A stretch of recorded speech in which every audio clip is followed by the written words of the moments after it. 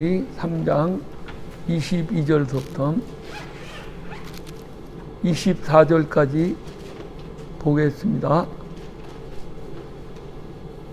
찾으셨어요? 네. 다 같이 한 목소리로 봉독해 올립니다. 시작.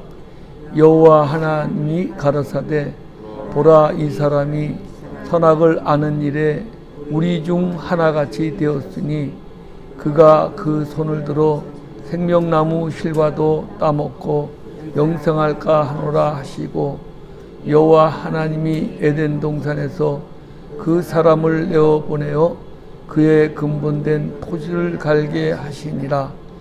이같이 하나님이 그 사람을 쫓아내시고 에덴 동산 동편에 그룹들과 두루두는 화영검을 두루어 생명나무의 길을 지키게 하시니라.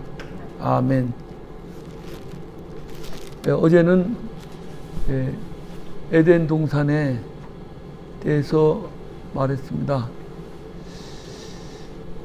에덴 동산은 어떻게 보면 난해한 이야기이기 때문에 많이 이야기해야 되겠지만, 그래도 간단하게나마 성경 속에서 에덴을 찾고 지금 말씀 속에서 찾는 거죠.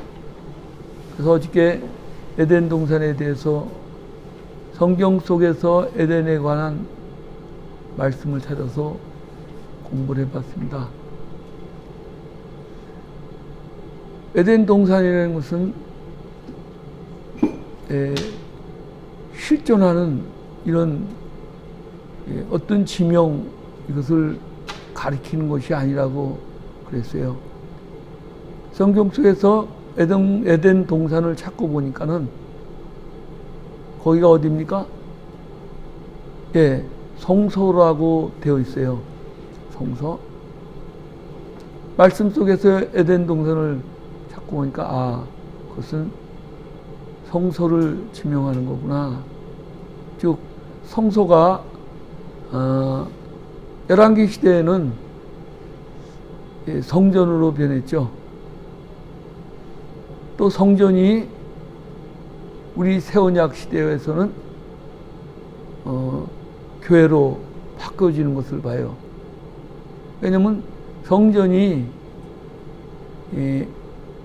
예수님이 성전이 되시고, 또 성전 대신 예수님을 통해서 우리가 또 성전이 되었기 때문에 우리를 성전이라 그리고 또 교회라고 그럽니다. 왜냐하면 새언약 시대에 예수님이 마태복음 24장에 보면 예언을 하셔요. 한번 24장에 한번 볼까요? 마태복음 24장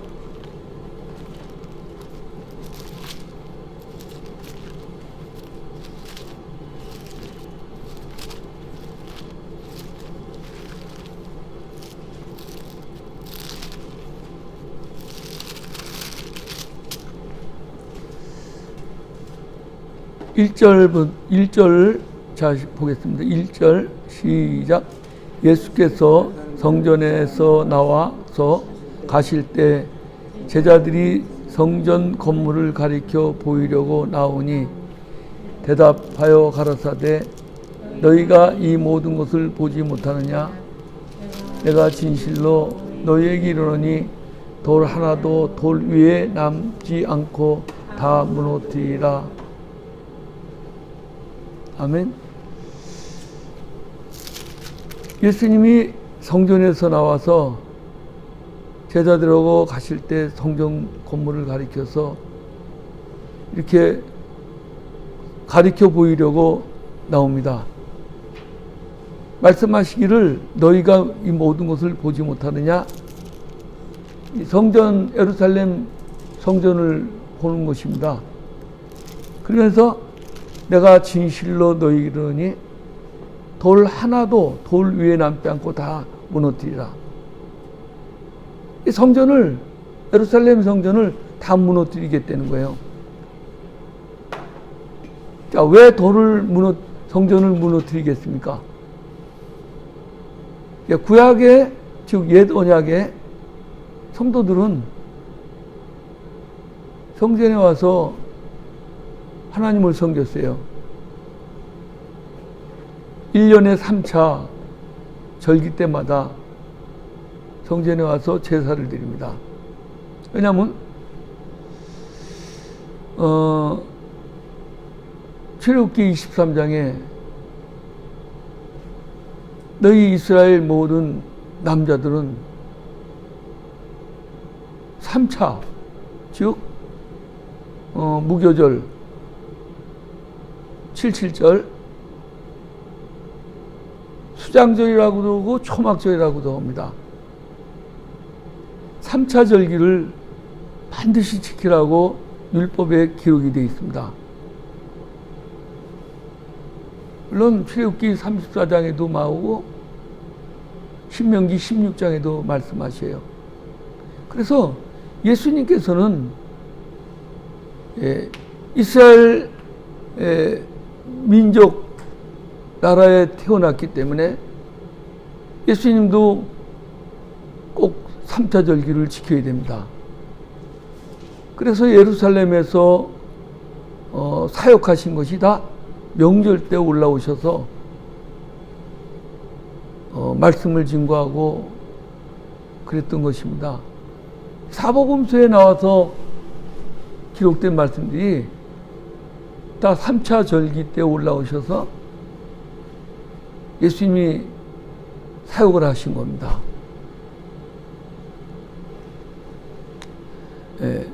그래서 성전을 보면서 오늘 말씀하신 거죠. 돌 하나도 돌 위에 남지 않고 다 무너뜨린다 이거예요. 왜냐하면 예수님이 오시니까는 어때요? 저 성전, 보이는 성전은 없어져야죠. 왜? 진짜 성전이 나타나셨기 때문에. 이것은 예언하는 겁니다. 앞으로 되어질 일들을 얘기하는 거예요. 자, 예수님께서 감람산 위에 앉으셨을 때 제자들이 조용히 와서 가로되 우리에게 이르소서 어느 때 이런 일이 있겠사오며 또 주의 임하심과 세상 끝에 무슨 징조가 있습니까? 이렇게 물어요. 야, 세상 끝에. 왜냐면 예수님이 예언하신 말씀대로 이 성전은 BC 70년에 자, 예수님이 30살 공생의 30살에 30년에 일을 시작해요. 왜냐면 왜 30살서부터 사역이 시작됐느냐? 율법에 보면요, 제사장도 30살이 돼야 제사장직을 맡아서 사역을 할 수가 있어요. 그전에는 일을 못해요. 왜냐면 아직까지 장성환자가 되지 않았기 때문에 그래요. 자, 구약에 보면 요셉도 마찬가지죠. 요셉도 애굽에서 총리로 사역을 할 때가 몇 살입니까? 30살이에요. 요셉이 아무리 억울한 누명을 쓰고 감옥에 갇혀서 죄수 생활을 할 때도 그 떡 굽는 관원장과 술 빚는 관원장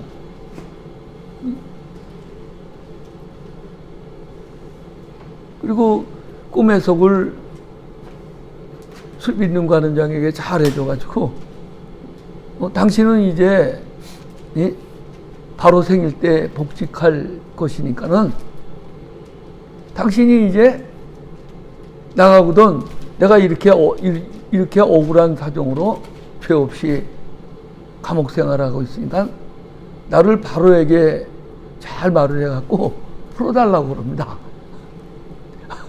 근데요, 이 술 빚는 간원장이 복직을 하고 잊어버려요. 그때 요셉의 나이가 몇 살이냐면 28이에요. 만약에 28에 요셉이 풀려나면 어떻게 하겠어요? 아마 자기 가족들 전 세계가 아마 굶어 죽었을지도 몰라요. 근데 그 술 빚는 관원장이 그 요셉이 그렇게 간청했던 그 말을 잊어버려요. 근데 그 말을 언제 기억을 합니까? 2년 후에 바로가 꿈을 꿔요. 자, 7년 통령과 7년 흉년에 대한 꿈을 꿉니다. 근데 그것을 요셉이 꿈을 잘 해석하고 해주니까 바로가 그래요. 너같이 하나님의 신에 감동된 자를 어디서 찾을 수 있겠냐. 그래갖고 자기가 끼고 있던 반지, 참, 거기다가 그냥, 금사슬을 목에 걸어주고, 네가 이 나라의 총리가 돼서 재상이 돼가지고, 이 나라를 치리하라 그래요. 그러면서 바로가 뭐냐면, 내가 너보다 높은 곳은 이 보좌밖에 없다 그래요. 요셉이 치리하고 있던 애굽은 그 당시 선한 왕이었습니다. 근데 출애굽기에 보면 다시 악한 왕이 들어서 가지고 그때부터 이스라엘 민족들을 하기 때문에 그렇지 요셉이 치리하고 있을 때는 아주 선한 왕이었어요. 자, 요셉이 감옥에서 나오고 싶어서 28살 때는 안 돼. 왜? 30살이 돼야만이 일을 하기 때문에 그래요. 율법적으로도 재상 노릇을 하려면 30살이 돼야 돼. 이게 율법입니다. 이해가 되시죠? 요셉이는 예수님의 모형 아니에요. 자, 그러면 또 다윗 보세요. 요셉이는 17살부터 연단을 받죠. 17. 형들에게 종으로 팔려가고 종이 또 거기서 청지기 노릇을 잘하다가 거기다가 보디발의 아내 그 사건으로 말미암아 또 옥에 갇히죠. 거기서 옥살이도 하나님이 함께 하셨다 그래갖고 형통한 자가 되었다 그러죠. 그게 요셉이 겪었던 연단이에요. 다윗도 보세요. 다윗도 사무엘에게 성령의 기름을 부으심을 받고 어때요? 연단을 받잖아요. 그때 요셉의 나이하고 비슷한 거예요. 아마 17, 18 정도 됐겠죠? 그렇죠? 그때부터 사울에게 쫓김을 당하면서도 그렇게 고난과 아픔의 생활을 시작이 돼요. 근데 왕으로 등극한 게 몇 살이에요? 30살이에요. 30살. 30살. 그래서 30살서부터 이게 공식적으로 사역이 시작되는 거예요. 하나님도요, 그냥 쓰는 게 아니에요. 반드시 하나님에게 쓰임받는 종들은 연단을 받아요. 모세 보세요. 모세의 나이가 몇 살입니까? 120살에 눈도 새하지 않고 기력도 새하지 않대 하나님이 부르심 받고 하늘나라 가잖아요. 그렇죠? 자, 모세가 그냥 쓰임 받습니까? 40년을 바로의 궁에 들어가서 왕자의 신분으로 얼마나 많은 연단을 훈련을 받습니까? 보통 훈련 받은 게 아니죠. 최고의 학문의 학자들에게 공부를 배울 거 아니에요. 그렇죠? 거기서 애굽의 법부터 시작을 해가지고 천문학, 인문학 뭐 별걸 다 배웠을 거 아니에요. 무술까지도. 아니, 얼마나 많은 훈련을 받았습니까? 한마디 말하면요, 세상적인 훈련을 받았다는 거예요. 그렇죠? 그렇다고 세상적인 그 훈련을 받았다고 하나님이 씁니까? 하나님에 대한 훈련을 안 받았잖아요. 그러니까 모세를 통해서 하나님이 이스라엘 백성들을 광야에서 훈련을 시키려고 먼저 무슨 훈련을 시킬까요? 광야에 훈련을 시키죠. 그래서 모세를 살인자로 만들어갖고 광야로 도망가게 만드는 거예요. 그게 하나님의 계획 속에, 언약 속에 있는 거예요. 어디 광야로 도망가서 어떡합니까? 미디안 제상에 만나죠. 또 재미나는 사건이 있어요. 모세가 십보라를 만난 게 어디서 만납니까? 운물가에서. 운물가에서. 자, 우리 이삭의 아내 리브가를 그 아브라함의 흉송된 종 엘리에셀을 통해서 리브가를 만날 때 어디서 만납니까? 운물가에서. 또 야곱이 라헬을 만나는데 바다바람까지 가갖고 어디서 만납니까? 운물가에서.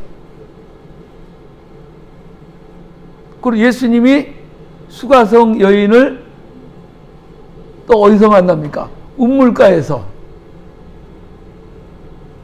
거기서 만나잖아요. 여러분, 우리 주님은 운물이 되시고 샘물이 되셔요. 생수의 근원이 되신다 이거요. 우리도 우리 예성교회가 여기가 운물가인 줄 믿습니다. 하나님의 말씀이 있는 곳이라 이거예요. 생수의 강이 흘러 넘치는 생명수의 강이 되길 예수 이름으로 축복합니다. 그래서 30살에 하나님이 우리 예수님을 불러서 사역을 시작하는 겁니다. 그리고 몇 년 동안 공생의 사역을 합니까? 3년 반이죠. 3년 반? 3년 반인데, 다윗도 30살부터 왕으로 기름 부으심을 받고 사역이 들어가요. 그리고 예루살렘에서 몇 년 동안 왕으로 통치를 합니까? 40년. 또한 몇 살에 죽습니까? 70년. 이해가 되세요? 그러면 예수님이 다윗의 위로 다윗의 자손으로 올 거 아닙니까? 그럼 예수님이 30살부터 공생의 사역을 시작합니다. 그럼 육신적으로 몇 년 동안 사역을 합니까? 3년 반. 그리고 십자가에서 못 박혀 피 흘려 죽으시고 장사한 지 사흘 만에 죽은 자 가운데서 부활하십니다. 부활하신 예수님이 즉 성령이죠.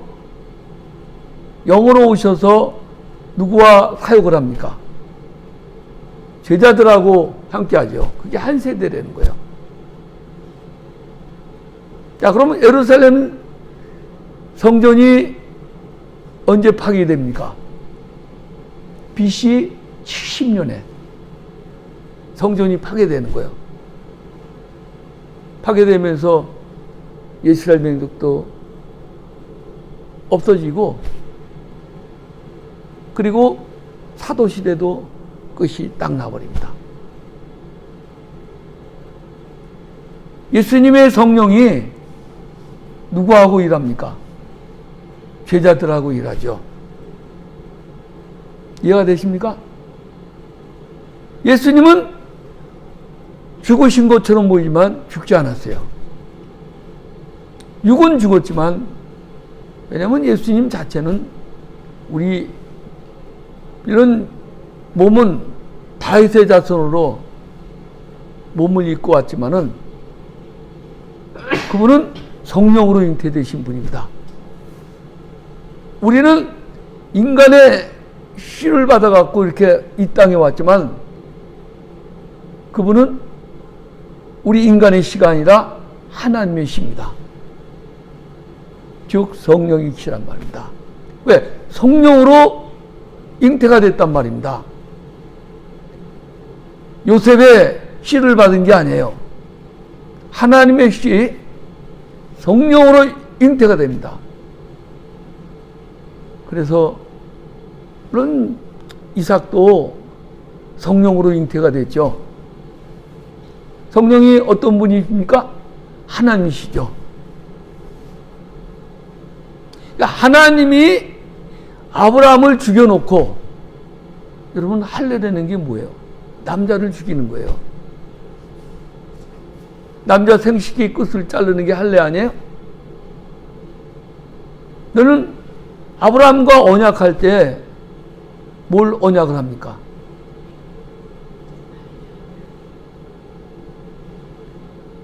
전능하신 하나님이 아브라함에게 나타나서 내가 너와 언약을 하자 그래요. 그게 무슨 언약이냐? 나는 너의 하나님이 되고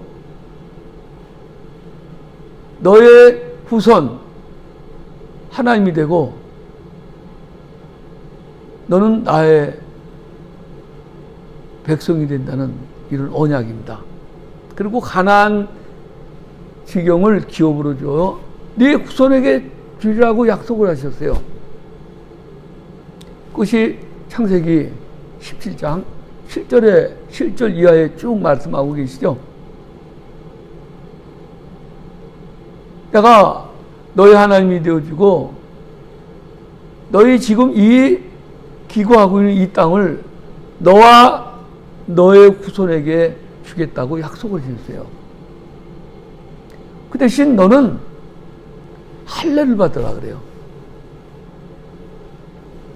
너와 너의 집에서 낳은 모든 후손들, 자손들 다 할례를 받으라 그래요. 네가 돈으로 산 종이든지 네 집에 우거하는 자든지 남자는 다 할례를 받으라 그래요. 할례가 뭡니까? 남자의 생식기 끝을 잘라버리는 거예요. 남자에게는 뭐가 있습니까? 생명이 있죠. 여자는 생명이 없고. 그렇죠? 난지 8일 만에 할례를 받으라. 만약에 할례를 받지 않으면은 끊어진다 그래요. 이건 뭐냐? 너하고 상관이 없다는 거예요. 네 후손하고. 그래서 아브라함은 자기를 비롯해서 육신적으로 낳은 이스마엘 비롯해서 종 다 할례를 받습니다. 그리고 할례를 받고 낳은 아들이 누구냐 하면 이삭이에요. 근데 뭐예요? 이삭의 어머니 사라 보세요. 사라는 경수가 끊어졌어요. 경수가 끊어졌다는 것은 여자 구실을 하지 못한다는 거예요. 그렇죠? 여자가 경수 끊어지면 어떻게 임신이 됩니까? 그러니까 뭐예요?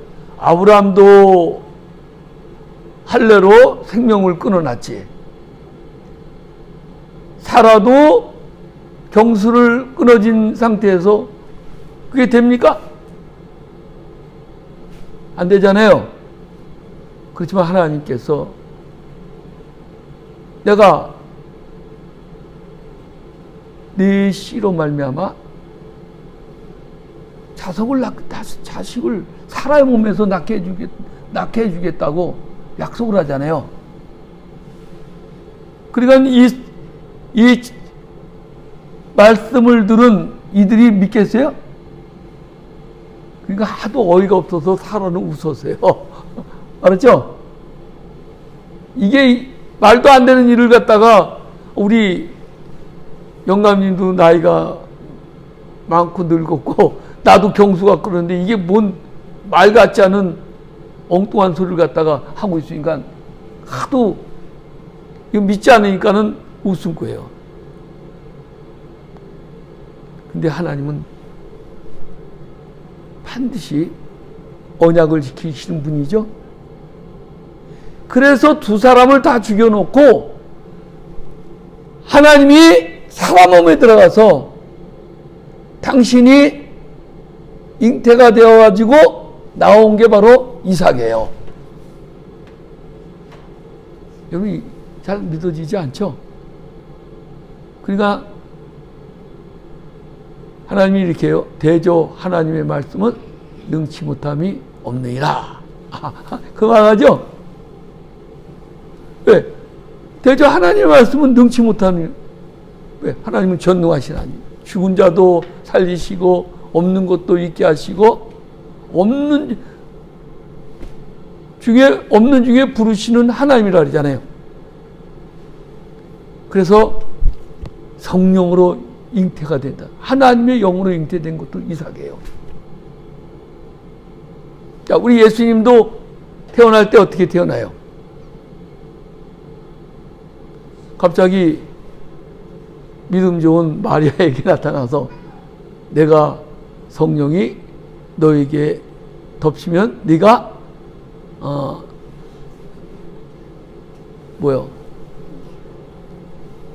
임신이 된다 그러잖아요. 수태한다 그러잖아요. 이게 믿어져요? 말도 안 되는 얘기잖아요.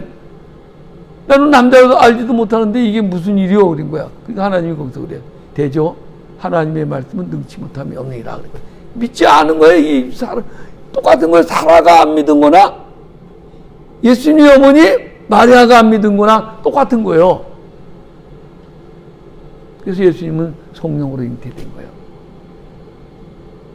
뭐 안 믿어도 할 수 없죠. 뭐 성경이 그렇다면 그런 거죠. 그렇죠? 그래 가지고 로마서 4장에 보면요. 아브라함에게 이렇게 얘기하죠.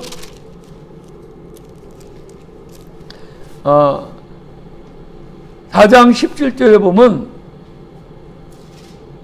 기록된 바 내가 너로 많은 민족의 조상이 세웠다 하신 것 같으니 그의 믿은 바 하나님은 죽은 자를 살리시며 없는 것을 있는 것 같이 부르시느니라. 그러면서 아브라함이 바랄 수 없는 중에 바라고 믿었으니 이 말이 뭐예요? 도저히 바랄 수 없는 중에 바라고 믿었다는 거예요. 우리들도 나를 바라보지 마세요. 약속의 하나님 말씀을 바라보세요. 도저히 말도 안 되는 것을 바라보고 믿었다는 거예요. 왜? 약속을 믿었다는 거예요. 우리도 뭘 믿어야 됩니까? 약속을 믿어야 되는 거예요. 여기 목사 믿을 필요도 없어요. 여기서 나오는 말씀을 믿으면 돼요. 아멘? 바랄 수 없는 중에 바라고 있다는 거예요. 근데 우리는 바랄 수 없는 중에 바랍니까? 내가 이성적으로 믿는 건 아멘하고 믿고, 이성적으로 우리가 믿어지는 건 믿습니다 놓고 안 믿어요. 그렇죠? 그건 저만 그래요? 실질적으로 우리가 믿습니다, 믿습니다. 왜 믿어요? 안 믿어지니까 믿습니다 그러는 거예요. 믿어지면요 그냥 가만히 있어요. 그냥 믿어지는데 뭘 믿습니다. 그러니까 지가 믿지 못하니까 믿습니다, 믿습니다 그래요. 우리 그게 습관이 됐어요. 믿습니다 하고 믿어집니까? 아니 믿어지는데 행함이 따라옵니까? 안 따라옵니까? 그냥 믿어지는데 이게 믿음이라는 게 선물이라는 거예요. 이게 신비한 거예요. 그러니까 우리가 안 믿어지니까 믿습니다, 믿습니다 그러는 거예요. 여러분 기도하는 거 믿습니다 그러는 거죠. 그러니까 믿지 못하는 사람이에요. 솔직히. 믿음이라는 것은 주님이 믿게끔 해줬을 때 믿어지는 거지 내가 믿습니다 한다고 믿어지는 게 아니에요. 이 성경에 그 왕의 시나봐요. 요한복음 4장에 자기 아들이 죽어갈 때 어때요? 예수님 앞에 머리를 들어서 주님 내 아들이 지금 죽어갑니다. 오셔서 내 아들에게 손을 얹으셔서 그러면 낫겠습니다 그런 거예요. 예수님이 그거 보는 거예요. 오죽하면 왕의 신하가 예수님 앞에 왔겠습니까? 아니 왕의 신하가 뭐 돈이 없어요? 백이 없어요? 능력이 없어요? 해볼 거 다 해봤을 거 아니에요? 도저히 안 된다는 거예요. 그래서 예수님 앞에 찾아온 거예요. 믿고 온 거예요. 그러니까 예수님이 뭐예요? 네 아들이 살았다. 그런 거예요. 그 믿음을 보고 그러니까 뭐예요? 이 왕의 신하가 믿고 갔다는 거예요. 그렇죠? 믿음을 하니까 주인의 아드님이 살아났습니다. 아, 그러는 거예요? 언제 살아나냐? 그러니까 딱 보니까는 예수님이 살았다 할 때, 믿고 갈 때 그때 살아났다는 거예요. 이게 두 번째 표적을 예수님이 말씀하는 거죠? 예, 그래요. 이 믿음이라는 건 선물이에요. 내가 믿습니다 한다고 믿어지는 게 아니에요. 근데 아브라함은 바랄 수 없는 중에 바라고 믿었다는 거예요. 우리 에베소 2장 8절에 말씀하죠. 너희가 그 은혜로 인하여 구원을 얻었나니. 이것은 행위에서 난 것이 아니라 하나님의 선물이라는 거예요. 선물의 선물, 믿음은 선물입니다. 오늘도 그 믿어지는 은혜의 선물을 영육간에 받으시길 예수 이름으로 축복합니다. 그래서 바랄 수 없는 중에 바라고 믿었으니 이는 내 후손이 이와 같이이라. 내 후손이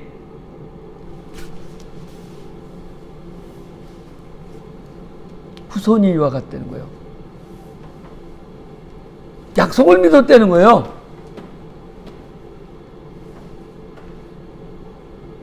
하신 말씀을 많은 민족의 조상이 되게 하려 하심이라.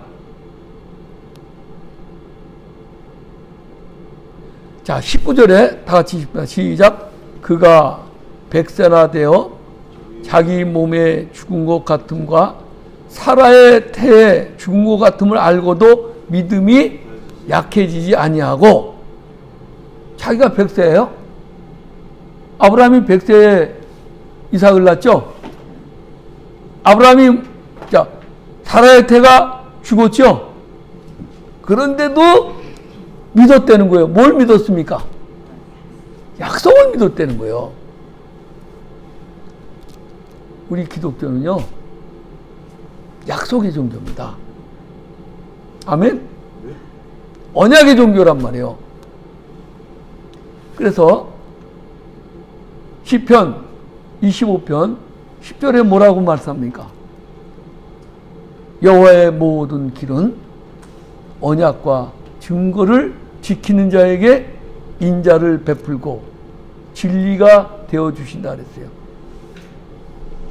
자, 하나님의 모든 하시는 일은 딱 두 가지죠. 언약, 증거. 증거는 율법을 얘기해요. 계명입니다. 그래서 증거판이라 그래요. 두 가지 일하는 거예요. 하나님이 하시는 일 두 가지인데 뭐냐면 인자는 사랑이죠. 긍휼, 은혜입니다. 구원을 베푸는 일이에요. 그리고 그 둘을 지키는 언약과 증거를 지키는 자에게 진리가 되어주시는 분이에요. 그러니까 창세기부터 계시록까지 하나님이 하시는 일이 뭐야? 구원을 베푸시는 일이란 말이에요. 아멘? 또 얘기하지만 우리 신앙생활의 목적이 뭡니까? 구원받으려고 하는 거예요. 근데 우리는 구원받는 일 얼마나 쉽게 적어요. 예수 믿으면 구원받는데 정말 그러면 너무나 수월하게 이거요. 여러분 참 그래요. 물론 예수 믿으면 구원받죠. 뭐 그거 얘기하면 또 끝이 없어요. 어쨌든 우리는요 약속. 그래서 예수님은 내가 길이요 진리요 생명이라 그런 거예요. 아멘. 길이요 여호와의 길이라는 거예요. 예수님이 진리입니다. 예수님이 생명이고 하시는 일들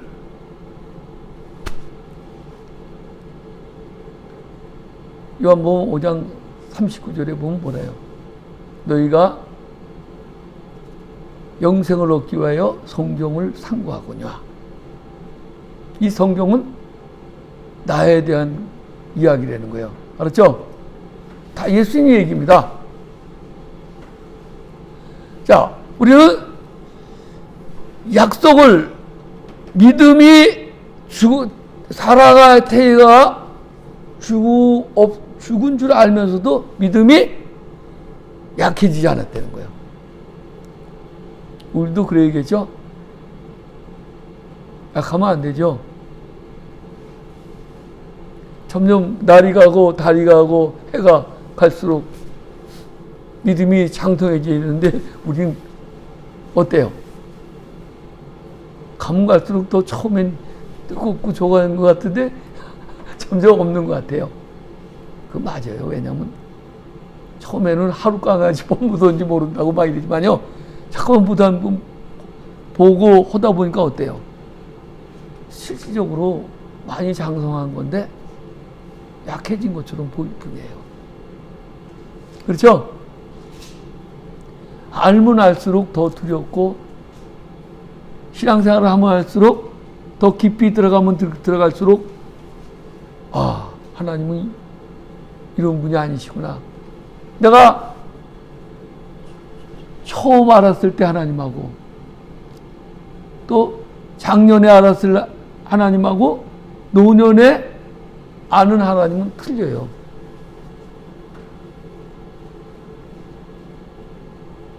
(10대) 때는 10대까지의 그 하나님밖에 모르는 거예요. 20대는 20대, 30대는 30대. 내가 살아온 경험만큼 우리가 인생을 알 수 있는 거 아니에요? 그래서 20절에 보면 이래요. 믿음이 없어 하나님의 약속을 의심치 않고 믿음에 견고해져서 하나님의 영광을 돌리며, 그리고 믿음이 없어서 하나님의 약속을 의심치 않고 믿음에 견고해져서 하나님께 영광을 돌리는 거예요. 약속하신 그것을 또한 능히 이루실 줄 확신하였으니, 그렇죠? 반드시 하나님께서 자기에게, 또는 아브라함을 갈대우르로 불러가지고 뭐 했습니까? 내가 너희 복의 근원이 되게 해준다 그랬잖아요. 내가 네 씨로 말미암아 천하 만민이 복을 받게 해주겠다고 약속해 주셨잖아요. 전 별처럼 많게 해주겠다고 약속해 주셨죠? 자, 근데 그렇게 해주겠다고 불러내놓고 씨를 주지 않으면 그 하나님의 약속이 하나님이 아니죠. 그렇죠? 또 하나님이 아브라함에게 독자 이삭을 내게 제단에 바치라 그래요. 근데 아브라함이 믿음이 장성해서 어땠어요? 이삭을 그 모리아산까지 데려가 갖고 거기다가 제단에다가 이삭을 잡아 갖고 제단에 바치려고 그랬잖아요. 근데 이삭이 그래요. 장작하고 짊어져 놓고 이삭이 이러는 거